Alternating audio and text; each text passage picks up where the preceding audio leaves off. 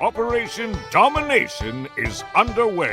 The ultimate game plan to dominate your NFL experience. With your hosts, Dan You gotta be confident about your Achilles when you Chase show up. Thornton, Yeah, I mean, I got him at Chris Tired of Dowhouse, hearing about Mr. Pointless in fantasy. and Adam LaRue. Don't hope to win. Be great and dominate. Welcome back to another episode of Operation Domination. We are missing our glorious leader, our host, Dan Mater, but we are keeping this thing going. So I will be leading the way today for today's Dynasty Rebuild Trade Target episode. Some buys, some sells, some holds, joined, as always, the other 50% of the show, Chris and Chase. Chris, Chase, how are you doing? Doing pretty good. Excited to get to our rebuild edition this week. Yeah, no, I'm really excited. I've actually started I'm in the middle of a rookie draft right now, but none of the rookie drafts I've done so far are on any of my rebuild teams. So this will be a good primer for me when I finally get to those drafts and get to thinking about if I might want to trade away somebody or go get somebody, kind of jumpstart that rebuild there. So I'm looking forward to it. Yeah, so if you didn't watch last week's episode, we talked about some trade targets, some buys, some sells, some holds for teams that are actively competing. And at the beginning of that episode, we even talked a little bit about how we're making the determination of, at this point in the offseason, obviously we don't know our wins and losses quite yet.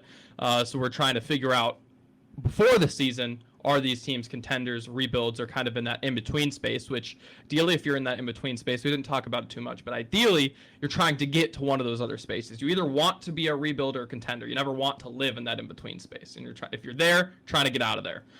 So we talked a little bit about how to make that determination last week. We talked about what to do if you're a contender, and now we're talking about rebuilding. So if you're rebuilding, here are some players that you can go ahead and target in your leagues. We're going to start it off with the quarterback position. So our quarterback grouping, our trio that I'm going to make these two pick between, and I'll be picking between them as well, are JJ McCarthy, quarterback for the Minnesota Vikings, entering his second season. Quarterback Michael Penix, same draft class, also entering his second season. And Cam Ward, the first overall pick in the most recent NFL draft. According to Dynasty Daddy, which is a website that has a bunch of Dynasty tools, I definitely recommend it. But they can do aggregate rankings based on, I believe, like 300,000 plus sleeper leagues, especially based on like rookie drafts and startup drafts. Can kind of build out some really solid rankings based on real world leagues. And on their rankings, JJ McCarthy is the QB 17, 64th overall player. This is for Superflex, by the way, if I haven't mentioned that already. Superflex Dynasty, most common way to play Dynasty. Michael Penix, QB 19, so a couple spots behind, and 8 spots behind overall at quarterback 72. And Cam Ward, who is a couple spots ahead of either of them, is the QB 15 and the ranked 53rd overall player. We're going to start it off with JJ McCarthy. We all expect entering his first season as the starter for the Minnesota Vikings. Had his knee injury last season early on, so it was Sam Darnold from the get-go. Sam Darnold balled out, but kind of slowed down a little bit, especially as we got into the playoffs. Really kind of stunk it up a little bit, but he went off. He made a ton of money to go switch over to the Seattle Seahawks, and that opened things up for JJ McCarthy to be the guy in Minnesota. A guy that, I mean, candidly, I think this show was a little bit less confident on than maybe other parts of the media. However, the show also loves Kevin O'Connell, loves Jordan Addison, loves Justin Jefferson, so it makes for a really interesting conversation when we talk about JJ McCarthy. So we'll go into depth a little bit more, but I got to gauge the interest level first. For me, he is someone who is more of a hold. But Chris, we'll start with you. Is he a buy, sell, or hold? And we'll get into the conversations a little bit later. So we're going to kind of play this a little differently, Adam. I know that you guys will kind of go a little differently. I'm going to kind of stick to the script that we had originally done, that we were sticking to like a buy, sell, or a hold. So this would be the guy that I'm going to sell. This is a tough one. You talked about Kevin O'Connell, a guy that I definitely love, the receiving crew I definitely love, but I also see a Viking team that seems to be transitioning to be more of a run-first offense. You saw them address the offensive line, and one of the big things they addressed it with was girth. They want to be a power running team. They added Jordan Mason in the backfield. This team's going to utilize JJ McCarthy well, but they're necessarily going to, I have Giants and I thought they'd be Joe Burrow, I thought they'd be Sam Darnold. We picked up actually very exciting and very tantalizing, but JJ McCarthy is not a guy who's super high coming out of the draft on. And of the group, this is the guy that I think that right now I would try to sell. I don't know if the value is going to get better necessarily, but I think a lot of people were tantalized and intrigued by JJ McCarthy, and I would try to find what I could get and can I get some kind of great value for him, and people, especially if they loved him going into last year. And then Chase, for you, just is he a buy, hold, or sell? No, I'm going to sell him as well. I'm selling JJ McCarthy. Like Chris said, I was really not high on him coming into the draft last season. I didn't think that, as a Packer fan, seeing him come into the division in Minnesota was about the best case scenario for me. I thought if they were going to take a quarterback, because I didn't think McCarthy was going to be all that effective in the pros. So I'm definitely selling him as well. That's in the case that I had him on my roster. I probably wouldn't have drafted him last year unless he fell to a point where you had to take the value. But yeah, JJ McCarthy, I just don't have a ton of confidence in his skill set. I love the people around him, the weapons he has to throw to, but I agree with Chris there. I think that they are going to want to run the ball more. I think they're going to want to run the ball more because they're going to have to protect JJ McCarthy and kind of hide him, I think, for a while until he gets up to speed. So I'm selling JJ McCarthy right now. And I'm going to jump in for that real quick, just to build off what Chase was saying. This is a guy coming off a major injury. You don't know what he's going to look like. The physical build was already a knock against him coming into the draft. People were saying he's got to put on some weight.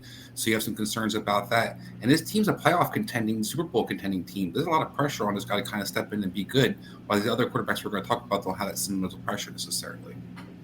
100%. So long term, look, I with you guys. I think for me, I did end up with him, as I've mentioned on the show before. I'm in like 15 leagues. I did end up with him in one because I desperately needed a quarterback, and he was the last guy that had a clear shot to start that was available. So I do have him in one, and I'm treating him as a hold in that league. That's my answer here. And for me, it's just as simple as I think he can get a little bit higher. Long term, I plan to sell him in that league, but I just think that the Minnesota Vikings are so talented. Eventually, there's going to be a pop-off game. People are going to get excited. Kevin O'Connell, I do really, really trust. He's made some very bad quarterbacks, some quarterbacks who, look, I don't think JJ McCarthy is anything incredible, but I think some quarterbacks who are worse than JJ McCarthy, Kevin O'Connell has made them look good.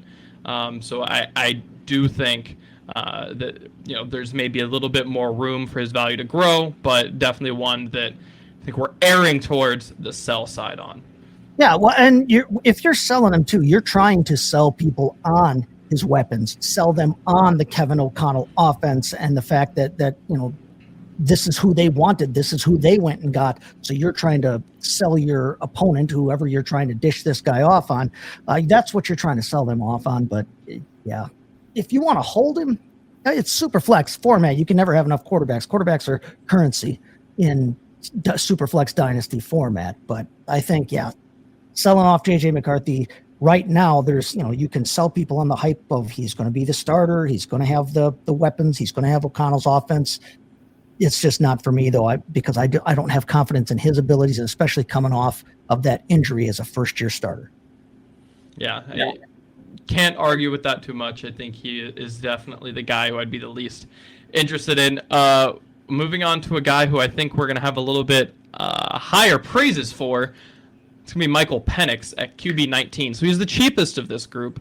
He's also someone that I know this group was, in general, higher on than consensus.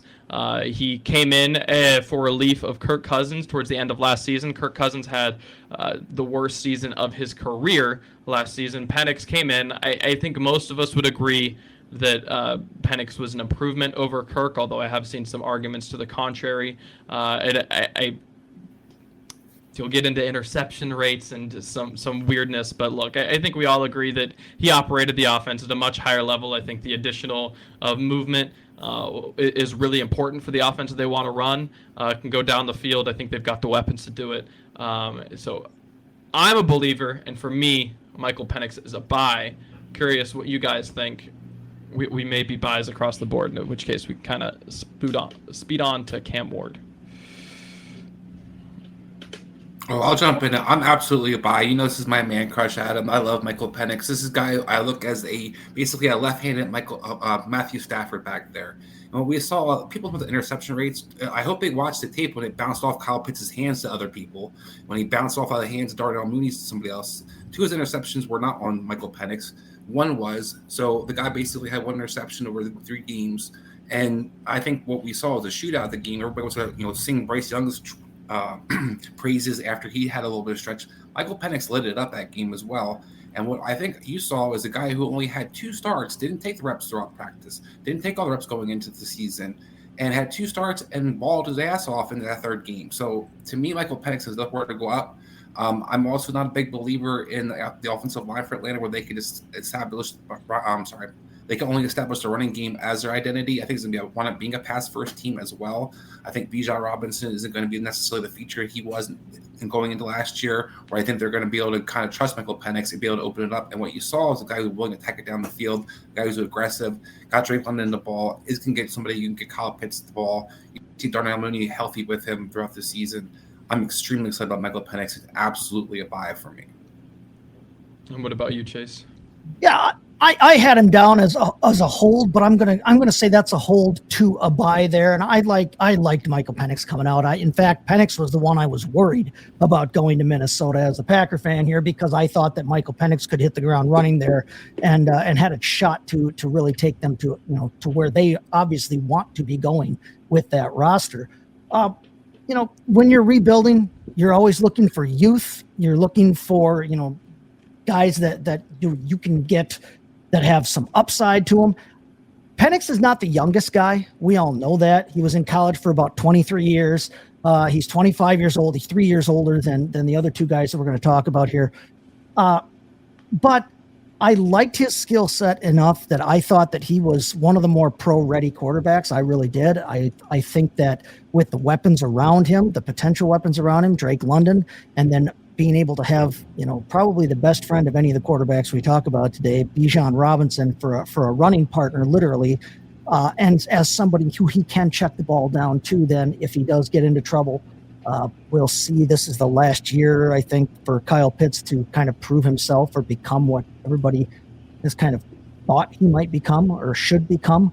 But he's got weapons there to use, and he got better over those 3 games at the end of last season. Now, they weren't facing a defensive murderer's row necessarily, but he got better as he went on. And when he faced the worst of those 3 teams, in my opinion, the Carolina Panthers, he lit them up. And so, I'm excited for Penix's future. I liked him the best out of the 3 quarterbacks that we're talking about today in terms of his skill set and being pro-ready and what I think he can bring to an offense. So he's definitely a buy for me, a hold to a buy. The only thing that you might worry about is that he is 25 years old. He does have a history of a couple of leg injuries there. That How's Bo next? Exactly. Like I said, that's why I'm not selling Penix at all. I am holding to buying.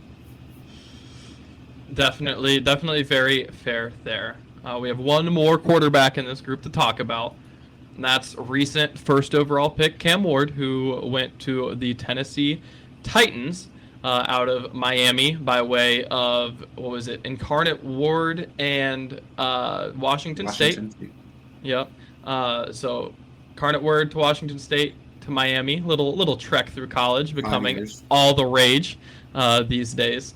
But nonetheless, played really, really good this past season. And has kind of made his way into being the first overall pick for the Tennessee Titans, who are in the 2nd year with their head coach, the father-son duo over there in Tennessee on the offensive side of the ball. Not the most weapons in the world, although we did talk about Calvin Ridley and his potential value last week. But nonetheless, not the most exciting offense of all time, but there's enough that you could potentially get something done. They've made some improvements. So for me, he's someone who's a bit more of a hold, at least relative to this group. Hold to buy. I definitely, he is, for me, below Penix, above McCarthy. But Chase, curious what you have to say on Cam Ward. Yeah, no, Cam Ward, I've got Cam Ward as a buy, as a hold to a buy. I actually have him. I agree with the ranking here of him being QB 15 ahead of the other two, mostly because, I mean, I just told people not to overplay the youth, but he is young. He's 22. He's 3 years younger than Penix there. And I was impressed with him at the draft, covering him at the draft and sitting in on interviews with him. I thought that he was really well spoken. I think he seems like a mature young man. I think that, this is obviously a guy that they felt comfortable taking number 1 overall. If you feel that comfortable with a guy, obviously, you're going to give him every opportunity that he can to succeed.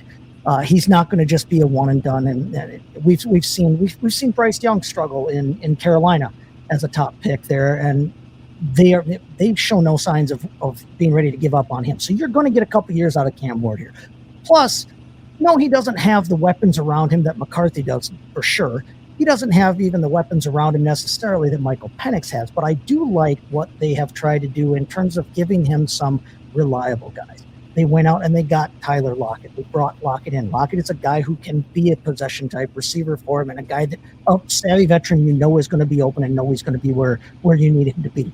Calvin Ridley, we know what Calvin Ridley can offer to an offense. Chigakonkwo is still a usable and dependable tight end. I've never really agreed with how they've used him down there, but I think there's more to be had there. I think he's got some running backs he can throw to. I talked with Penix about Robinson being a good friend there. I think that the duo of running backs that they have in Tennessee is actually, you can throw to either one of them and be comfortable with that. And then they did go out and they drafted Eli Ayamenor, who I liked in the run up to the draft here. I liked him. I like him as that, as a possibility to become the number 2 on that team right now. And they brought in Xavier Restrepo, his guy from college that he liked and that he feels comfortable with. I think they're doing all the right things there for him. I like his skill set. I like what he can bring to the table. I think that he's going to give you a little bit of that mobility, upside there too. And, I like him definitely better than McCarthy. I'm probably not as high on him as a passer as I am on Penix, but the total package I like playing. I'm holding him to buying him. Very, very fair. Chris, what's your assessment? Yeah, this is a little bit different for me. I struggle with this one. If I'm going to had to choose, he'd be my hold, but I would be a hold to sell on Cam Ward, where I do struggle with JJ McCarthy having a better surrounding cast, where I do look at the talent of Cam Ward I like, but I also like to think that Cam Ward has a lot of downside. He reminds me a lot of Zach Wilson. I talked about this going into the draft, where there could be a huge boom for him, but we could also see what happened to Will Levis, and he could be somebody that gets on the shit list because he turns the ball over. So I do wonder in between the receiving core. I'm not that excited about Calvin Ridley. I think is a good receiver for him. I wish they would, get a little bit better in the second receiver, like the upside possibility of some of the young guys they drafted. Maybe Tyler Lockett has something left. But I think the offensive line has to be improved. That's going to be the key for him to be able to play. I like the running back game. He should be able to kind of be utilized. The whole part for me is that the QB 15 I think is a little rich for me. I think it's a little high, but I do think there's upside to be had. We've seen his offense produce people like Joe Burrow, like Jared Goff when he has success. We've seen different Matthew Stafford have success. Cam Ward does have legs and he is able to scramble, so they'll see some RPO action that will be something that you can utilize as well. So you see the upside. I just really worry in general. If it goes bad in Tennessee this year, does Callahan get replaced? How stable is his offense in general moving forward? So I kind of worry about Cam Ward. Can he be a turnover machine? Is he going to have a stability around him moving forward? So I have a hold for him, but I could be talked into selling it. Yeah, it's definitely understandable. So, by the way, Chase, did you have both of them as holds to buys, Penix or was Cam Ward your buy? Yeah, Ward is my buy. Down my list, it'd be Ward, Penix, McCarthy in terms of the order that I'd be acquiring them. Perfect.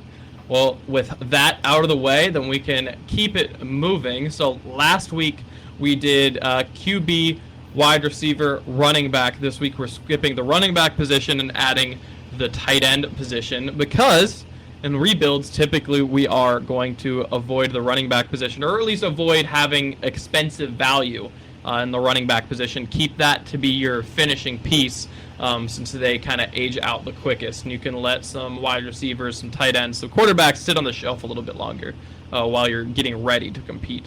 So we're going to talk through, let me get Cam Ward off the screen here. We're going to talk through our wide receiver group, and that group will be show favorite, my favorite, Romadunze, whose name I now know how to pronounce.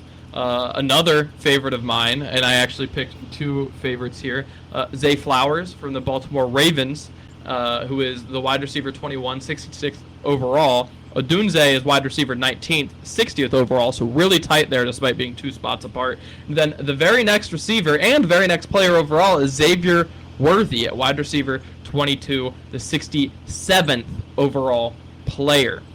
So a very, very tight selection of young wide receivers here.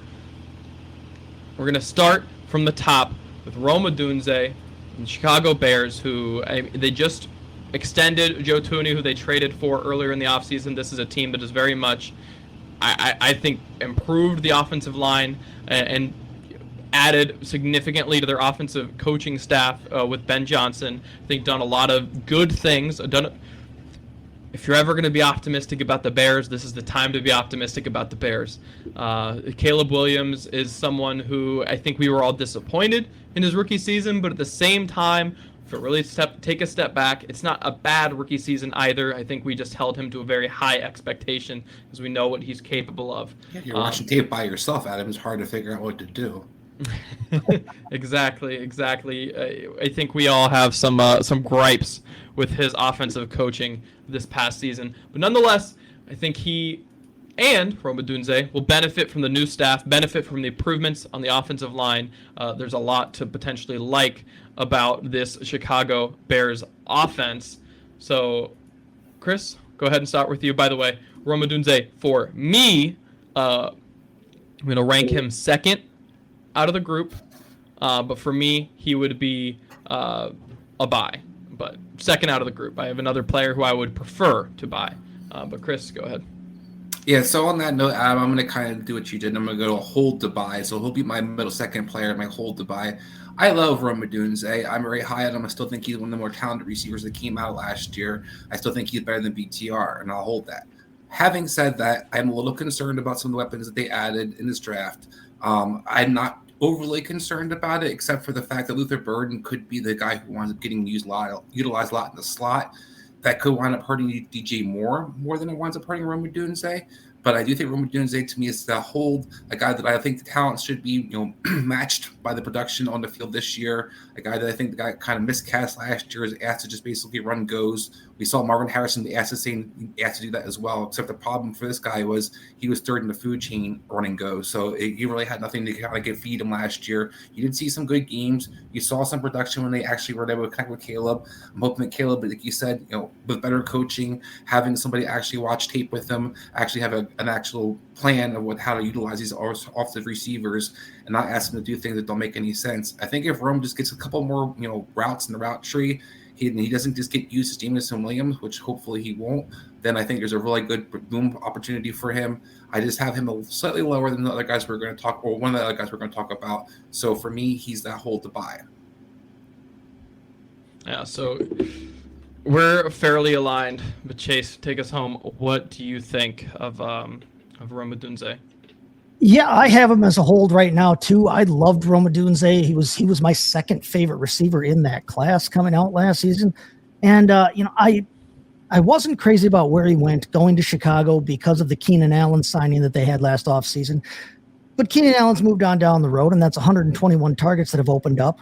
And you've already got Romadunze, who saw 101 targets last season. So if he can absorb even some of that workload from Keenan Allen and maintain what he had, I think the sky is the limit for him. I really do. I think he belongs on the outside as that true outside receiver. So I don't see Burden cutting into his production necessarily. And it's a guy that I'm excited about pairing with Burden for Caleb Williams in the long term. The weapons they've surrounded Caleb Williams with, and with Ben Johnson as the offensive mind, he's the head coach, but he's the coordinator. But if they've surrounded him like that, I think a rising tide can float all boats in this system. And I like what Odunze can bring to the table. So yeah, I have him as a hold. He's middle in this pack for me, but he's definitely a guy that I would like to acquire. He's only 22 years old, the big guy. He got to learn behind one of the best in Keenan Allen, and now I think that he really steps into his own and shines this year. So for all of us, he's the middle guy. Very fun. I'm curious if we'll have these other two flipped. We're gonna move on to the next player, and that is Zay Flowers, a guy who I have definitely also been known to like. Baltimore Ravens wide receiver, going into his third season, had his first 1,000-yard season in his second, which was this past season, had over 100 targets, is again the wide receiver 21, ranked 66th overall. And this is an offense that, I mean, candidly, not much is really changing. He's going to continue to be the top target more than likely. It's going to continue to be a running team with Derrick Henry getting an extension this offseason. And you know, he still gets Lamar. There's not a whole lot of change going on, but he does get 1 year older. And you wonder, you know, how he can potentially develop in this offseason. So for me, at cost at least, he is my number one. But I mean, Chase, we'll kick it right back to you. I'm curious your thoughts. No, I've actually got him as my sell. And I do like Zay Flowers. I have Zay Flowers on multiple rosters among my dynasty teams there. He is the oldest of these three, but 24 is not old for a receiver. He still has plenty of years yet. He's not even in his prime yet in terms of that.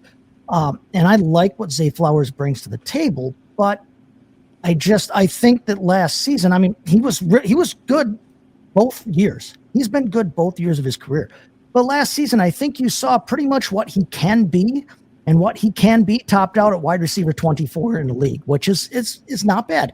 That's a low end wide receiver too, but I think that's his ceiling. I think that's about what he's going to be in his life there. So I'm actually willing to sell Zay Flowers and try and get people excited about the fact that he did have that good year last year. The fact that he is the top target and the presumed top target in that offense now.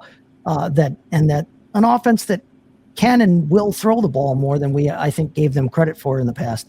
So yeah, I like Zay Flowers. I'm sure he's a good dude. His mother loves him, but he's a sell for me. He's third among this group for me because I think we saw what he can be last year, and that's all he can be. I don't necessarily think Zay Flowers has another level past that. So Flowers, he's my sell here. All right. Chris, what do you got? And then we can have a little bit of conversation between the ones and threes here. Yeah, he's going to also be my sell as well. I like Flowers a lot, and one of the things that's hard for me is, Chase, I do think he has more upside. I just don't think the upside is available to him in this offense. He's not allowed to run routes down the field, Adam, and that's where I really struggle with Zay Flowers. Like, look, the targets are in there, but down the field targets, the big plays, really haven't been consistent. You're not getting consistent passing usage either. Yes, the Ravens will throw the ball, but they're going to throw it to a lot of guys, and he's the go-to guy among where on the field. If it's 3rd and 3, it could be the running backs. If it's in the red zone, it might be going to the tight ends. It could be going to Rashad Bateman down the field. So there's a lot of other guys who get targeted in this offense that concern me, with Flowers kind of, as Chase alluded to, kind of maxing what potential was in a lot of ways out last year in this offense. And what I got was a madly inconsistent guy where you got some boom weeks, but you got a lot of low floor weeks, and you got a lot of in-between weeks where he just kind of sat there and got maybe 2 or 3 targets, and because the Ravens just ran over somebody and they didn't need to use them. So I do have the concerns in general with his usage, and is a guy that I do like, but if I'm going to, as Chase talked about, I can get somebody to get excited about him, I would try to sell Flowers of this group. So for me, why I have him as the one, first of all, his targets are relatively evenly distributed across the field. Behind the line of scrimmage is about 25%, short, less than 10 yards, around 30%, mediums like 35%, deep is like 20%, and that's 20 plus yards. I mean, it varies pretty evenly. He can do a little bit of everything. You did see his average depth of target go up about 2 yards from rookie season to this past season. So should they use him deep more? I would agree. But they did use him more than his rookie season. They at least got a little bit better. I think that they made a conscious effort to get him the ball. Not that they couldn't do more. And I do think that they should. But for me, this brings us into the Xavier Worthy conversation a little bit, so we can flash him on the screen here. For me, he's the clear alpha dog. And for me, when Rashee Rice comes back, which looks like he not serving a suspension, looks like he'll be healthy, I think that's the alpha dog in this offense. And as a matter of fact, I wouldn't be surprised if by the midseason he steals his power slot role back. And then he's the one operating out of the slot. And then what's it, Xavier Worthy? Like, to me, that would be my concern, is that I admit my biases coming out. He was a slot-only guy to me, Xavier Worthy. I don't think he's ever going to have the field strength to play on the outside in any meaningful capacity. I know he did a little bit, but it's a lot of movement. And are you going to move your power slot? Are you going to move him? I think it's going to be difficult for them to quite figure that out, especially with some of these other guys coming in, whether that's Hollywood Brown, whether that's if you are able to tap into Brashard Smith and use him as a little bit of a chess piece out of the backfield. You were going to want him to move. You can only move so many guys on the field at the same time. You can only motion so many players. So to me, that's going to be my concern with Xavier Worthy. He's someone who I think needs to be consciously used, versus, to me, Xavier Worthy is a receiver who, by the way, we're going to talk size here, right, for both these guys. Zay Flowers is small. Fully understand that. We're talking levels. He is 2 inches shorter. It's 10 pounds heavier for Zay Flowers versus Xavier Worthy. So there's levels here. Xavier Worthy is a bit of an anomaly versus Xavier Worthy is small. So for me, Worthy's the one, but I am on the losing end, or the wrong end of that conversation. So you've heard my spiel more or less on Xavier Worthy. Chase, I mean, we'll kick it back to you. You have Xavier Worthy number 1. Why do you have him there? Yeah, I do have him as a buy. I have him as a buy. You talked about the fact that, okay, he's an anomaly size-wise. Yes, he's an anomaly size-wise. He's an anomaly speed-wise as well. You can't teach the kind of speed that man has. The same way you couldn't teach the speed that Tyreek Hill has. I like Xavier Worthy in this offense. I think that even when Rashee Rice comes back, I think there's a place for both of them to complement each other. Now, it might mean, like you said, they have to do some different things with how they use both of them. But I think that there's room for both of them on the field at the same time.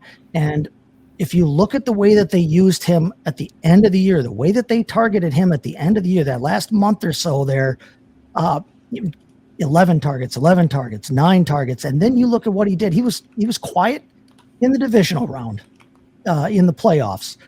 But look at what he did for them then in the conference championship game. And then I know they were throwing the ball all over the place in the Super Bowl and had to, desperation time. But in desperation time, and when they needed it, he was there. He showed up for them, and he got the job done there. I like Xavier Worthy that way. I wasn't as big on him as I was on a lot of other receivers coming out. I do like Rashee Rice better in fantasy and long-term, provided he comes back strong from this injury here. But, Worthy, I think you can't teach the speed that he has, and I think that they have figured out. I think they saw something late last year. I think they are going to want to use that to their advantage. He's only 22 years old. I'm going and getting him. Chris, feel the same way? I'm in the same boat. Look, Adam, I hear you that you have concerns about the different guys getting involved in this offense, but as Chase alluded to, Xavier Worthy was the only dog that showed up in that Super Bowl, and I think it's going to stand out. And what it reminds me of, the guy you talked about, him being on the outside, this is Deshaun Jackson to me. We've seen this. I keep using that comp since he came out.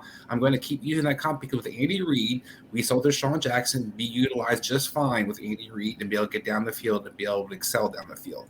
What I think Xavier Worthy brings to the table is, can we see Patrick Mahomes pushed about down the field? That's kind of like a sort of the Flowers thing as well. It's not so much the coaching completely. It's more, can the quarterbacks actually push the ball in the field, and will they hit it when they do? With Xavier Worthy, though, there's so many ways to get the ball in his hands. And you're much more confident in Rice than I am. A, coming back healthy. B, coming back from suspension as well, and being that alpha right off the bat. But what I also have a lot of faith in Adam is he can be that power slot. I agree with you, because Travis Kelce's day of being that power slot is over. He can be that guy now. You're still going to need that outside receiver, and I think you're going to see the Chiefs shifting towards more pass-happy offense because they have two receivers. They did improve their offensive line, and if Simmons is what I think he's going to be, this is going to be hell to pay for a lot of teams on the outside. Xavier Worthy, to me, is an absolute buy. Whether he's inside the side, outside, I want this guy Patrick Mahomes as long as I can have him in my Dynasty lineups. Yeah, I think it just boils down to your willingness to believe in his development on the outside. Because for me, 72% of his receiving was within 9 yards of the line of scrimmage. Yeah, last year the Chiefs didn't throw the ball down the field at all. Right. And he still was good. That's kind of my point. I'm like, you didn't utilize him what he's good at, and he still was able to be productive. Right. Yeah, and that was always how Tyreek Hill, in my opinion, was used best too. When Tyreek Hill was popping long catches for them a couple of years ago, it wasn't 90-yard bombs that they were throwing over the top every single time. It was hitting him underneath and letting him use that speed and just outrun everyone with the ball in his hands too. I think there's an opportunity for them to recapture at least some of that with Xavier Worthy on the roster. So the problem to me is that you see that exact same usage profile with Rashee Rice.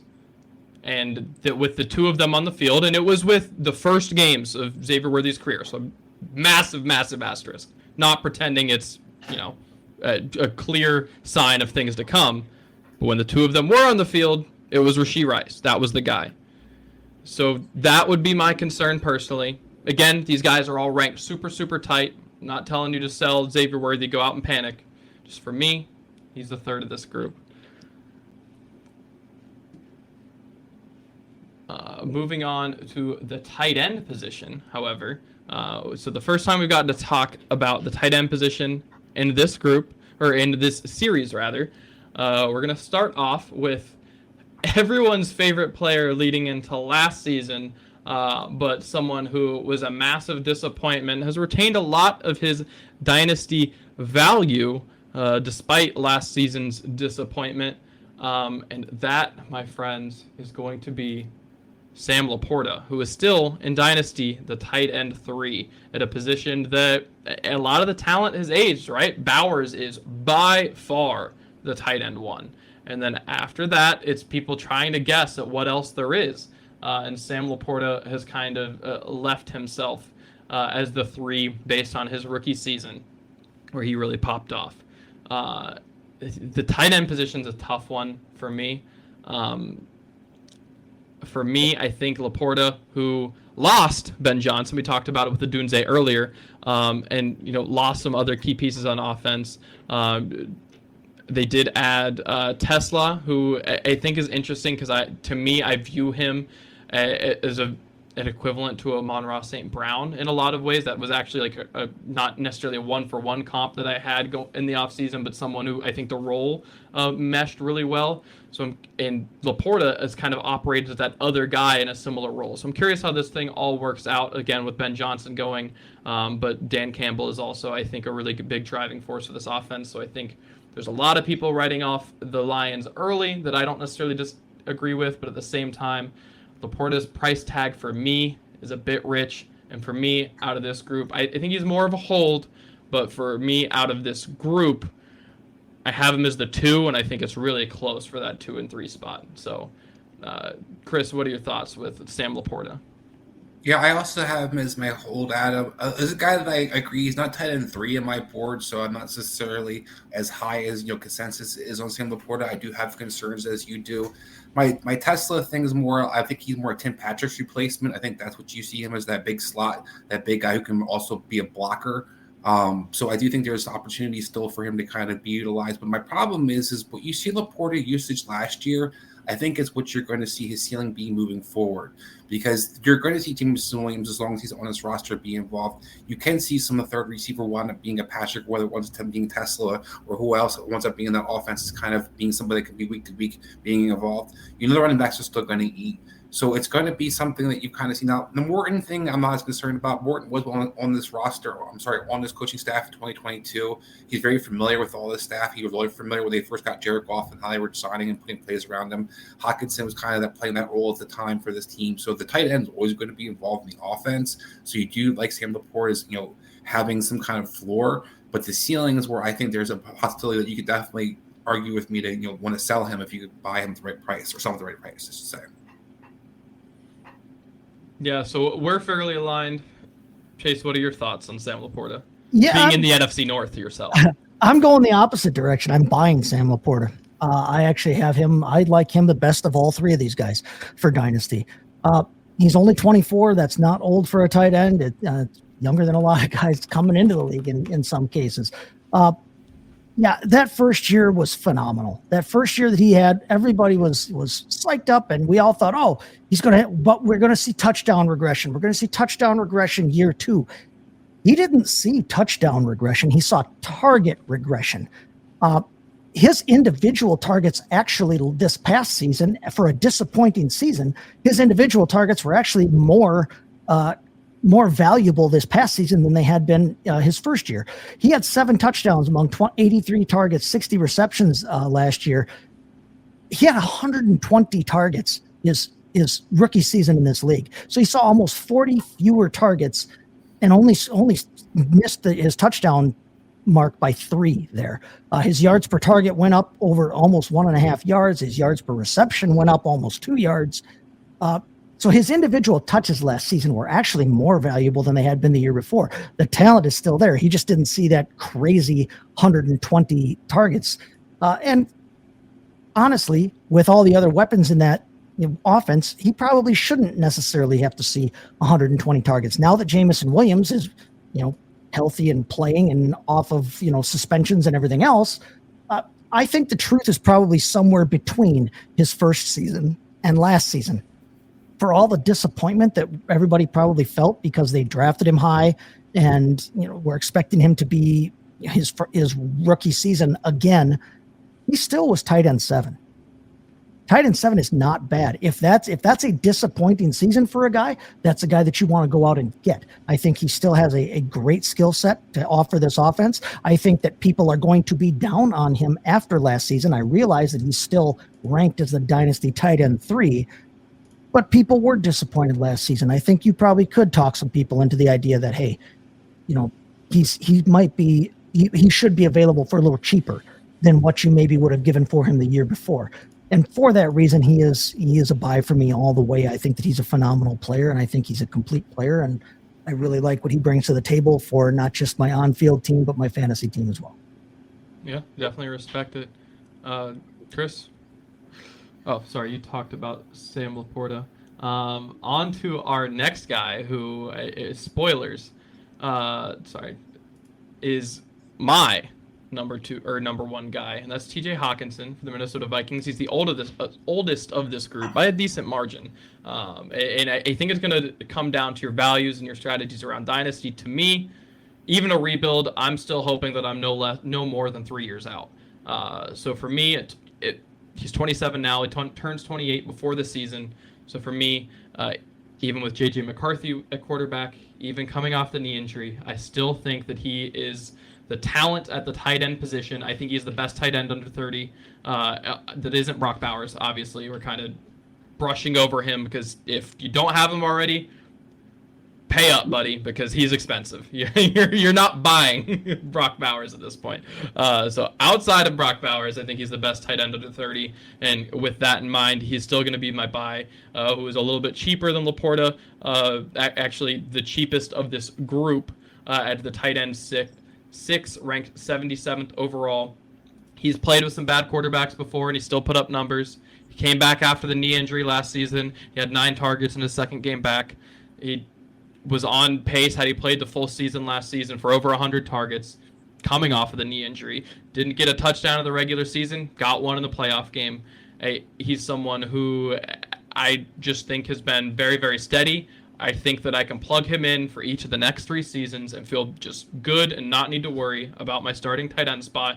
And had the ups and downs personally with LaPorta, because I have LaPorta in quite a few leagues, and I can definitely feel that coming with Warren, who we'll talk about in a minute. So that's my take on TJ Hockenson. But Chris, how do you feel about TJ Hockenson? I know he hasn't been your favorite player of all time. No, TJ Hockenson has been my favorite player of all time, and TJ Hockenson is my sell amongst this group. Look, Adam, if I'm rebuilding, I'm getting rid of the old guy at 28 years old at tight end. I think we've gotten the best we're going to get at TJ Hockenson. This is the guy that's at least third in the food chain in the receiving when everybody's healthy. Addison, Jefferson definitely getting more targets. We talked about before how I think McCarthy is not going to have as much volume in the passing game. One thing that's also going to affect people like TJ Hockenson. I think there's going to be value there. I think TJ Hockenson is still going to be good. But he's a guy that I'm going to try to capitalize and I'm going to try to flip because I think there's good, decent tight ends. They're younger. And you talk about under 30. I think there's a handful of guys that I would like to target under 30 over TJ Hockenson. So for me, I'm going to try to flip him, try to sell him, and try to capitalize on somebody like yourself who's interested in trying to get some other picks or some other younger guys to work with.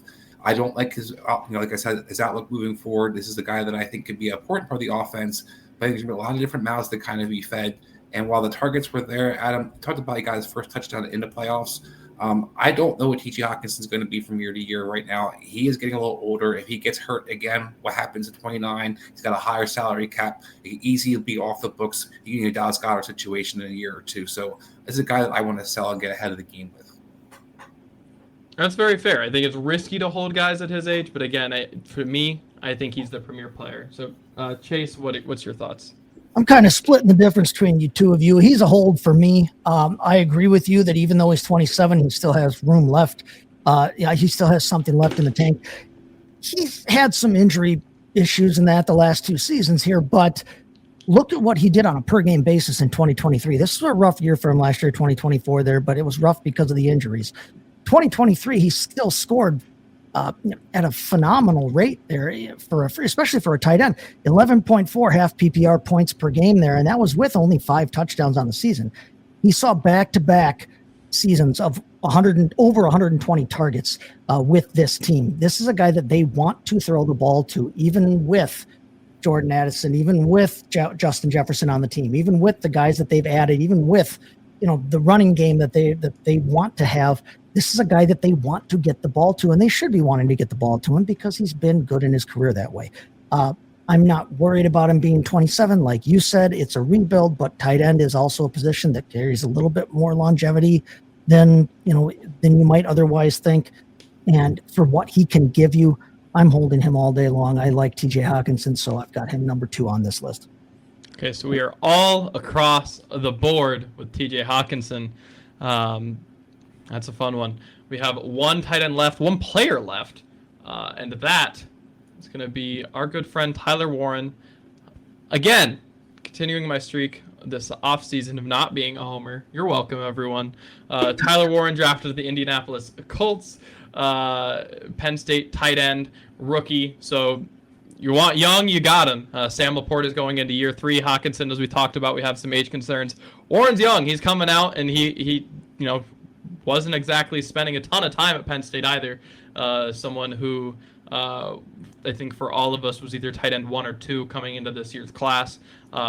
Someone we all like, and someone who, for what it's worth, I've gotten him at pretty good value, I like to think, in some rookie drafts. So as far as that goes, I do think he can be a good value. But as soon as he gets drafted, it seems like the value goes up for him a little bit once people go, oh, crap, wait, that tight end position is hard to fill. So I'm curious what you guys have to think about Tyler Warren. Chase, we'll kick it right back to you.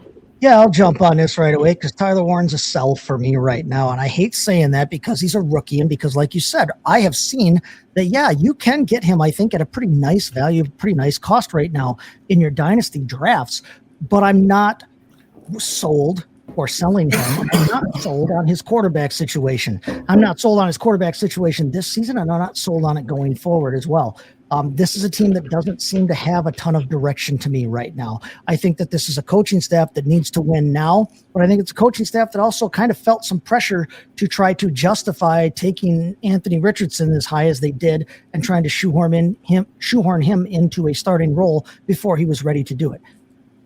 Listen, I realize that Daniel Jones is not the thrower of the football that Anthony Richardson is, but he is a much better passer of the football. This is the difference to me, and there's a difference between a guy that can just throw the football through the wall and a guy who can actually complete passes in the NFL. And Anthony Richardson, to me, has not shown the ability to be a guy that can complete passes at the NFL level, at the quarterback position. That is job one, in my opinion. So I'm not sold on his quarterback situation this season. If it's not one of these two guys, for the future, where does that leave Tyler Warren in year 2, in year 3, when we are hoping to be getting back into our contention window? On top of that, then, I'm not sold that it's going to be the same coaching staff. Is he going to have to learn 2 new offenses here in the next year or two? I hate the situation for him. I'm sorry, because I know that rangs on your team a little bit, but I don't like his situation, so I'm selling him and his situation. Well, by the way, I forgot to actually say this, but he is my sell in my third, so just so we're clear there. But Chris, you can kind of take us home here with your thoughts on Tyler Warren, since I know you're a little bit different. Yeah, I replaced Adam as the Colts defender on the show because I feel like nobody else will defend the Colts any longer. Look, I was the one leading the charge against Anthony Richardson and not liking his attack accuracy, but one of the questions I kept bringing up was did he work at it? If he worked at it, I had some faith that it could be improved. Same thing with Daniel Jones. I think Daniel Jones still stinks as a quarterback, but I think there's some tangibility that he could throw the ball to the tight end. We've seen that do it in the past, and B, that he can make this function in his offense. So I'm not really worried about the concerns about the quarterback play. I think Shane Steichen is my key. If Shane Steichen coaches, then I have no concerns about who the quarterback is, and Tyler Warren will be definitely utilized. We've seen Shane Steichen utilize tight end quite well in previous stops. He was able to do so with the Colts. He was able to do so with the Eagles. This last couple of years for the Colts, it hasn't necessarily been a position they've featured as much. But what I like for him, whether it's Richardson or Daniel Jones, is this is going to probably be their number one red zone guy if it's not Pittman. They don't have a lot of other guys who are kind of targets to utilize red zone. I know Donnie Mitchell is a guy people are excited about, but we'll see how that kind of materializes. Him and Pierce are guys more that go down the field. So I think you have guys who can kind of spread the field for Warren to get those easy targets. I wasn't as big on Warren as being as athletic as we thought he was coming out of the draft. So my knock on him, in a sense, is that he shouldn't have gone as high as 8. But where he went, I think, is perfect. He's TJ Hockenson to me, and I have a younger version of him on the Colts at 22 years old. He's the buy of the group for me. Yeah, no, I get it.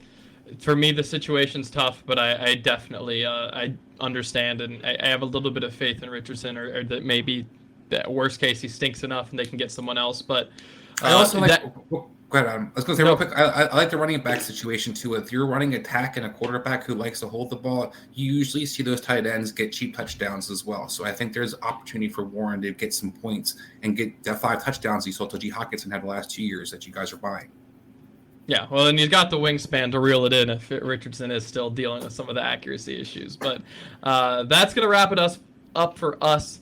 Definitely make sure to check out the Fantasy Sports Advice Network, and definitely make sure to check us out next week. We're going to be talking about just generally our watch list for storylines that we want to keep an eye on going into training camp, going into next season. What are the things we're keeping an eye on, especially, of course, from this Dynasty lens that we've been doing for the month of May before we kick it off into more best ball redraft, some of these other things. So, again, thanks so much for watching. Cheers.